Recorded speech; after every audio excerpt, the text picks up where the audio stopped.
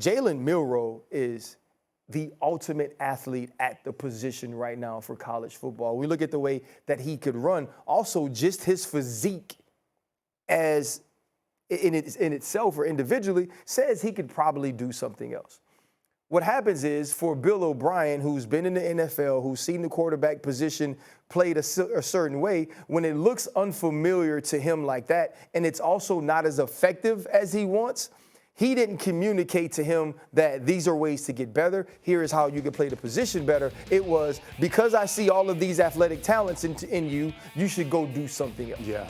But I don't want to jump on Bill O'Brien right away and say the things and make it negative or make it about whether it's the way the guy plays the position or any of those things, because we weren't there to hear it. Yeah. And so in not being there to hear it, I say, first, Bill O'Brien, you were wrong. This young man, if coached the right way, this young man, if supported the right way, is more than capable of playing the quarterback position. So in your assessment and evaluation of him, you were wrong. But as far as in some way critiquing or in some way villainizing Bill O'Brien, I won't do that because I don't know the context of the conversation. You know, the one thing he did say, I'm talking about Jalen Milroe, because he was pressed in that thing about what specifically did he say? He said Bill O'Brien went into depth on other positions he should play as opposed to quarterback. Yeah, I think the way that RC just kind of went about that is perfect because it diffuses it a little bit. You know, there is a reality to this situation that you have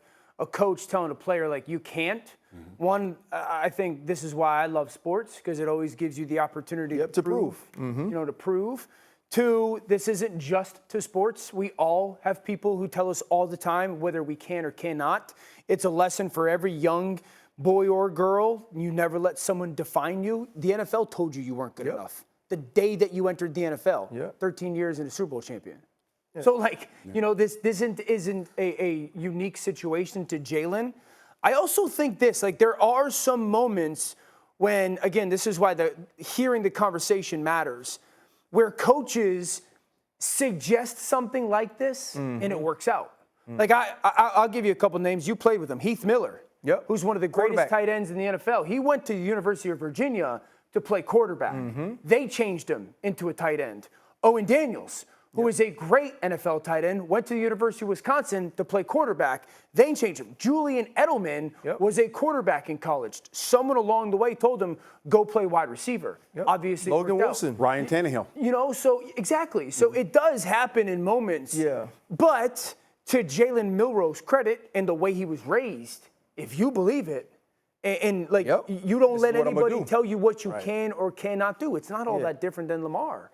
Lamar was coming out and people said play wide receiver. No, I'm going to play quarterback. So I don't think it's and we've seen it with the Eric Crouches of the world. Like we've seen this happen. And, you know, I know what this show is. And so, I could speak freely. It was, you looked at it and he thought they wanted him to change because he was a black quarterback. Yes. Like that's the feeling, right? And because it's Bill O'Brien. But I don't, if you don't hear the conversation, if you don't know the context of it, and obviously when he said, how would you feel if I told you I suck? It could be that he actually said he sucked, or it could be that was the feeling that was the feelings that I got. But he was like, hey, man, I don't know if this works out for you, or if I'm still here, I'm going to go in a different direction. I don't think you should leave Alabama, go play wide receiver. Right. Or do you know how many players have started as offensive players under Coach Saban and been first-round draft picks at corner? And so, I think all those things play into it. And so from the outside looking in, where you want to be enraged about it, you can't because we weren't there. And I'm going to say this. One of the greatest conversations I've ever had in my career happened with Tom Coughlin.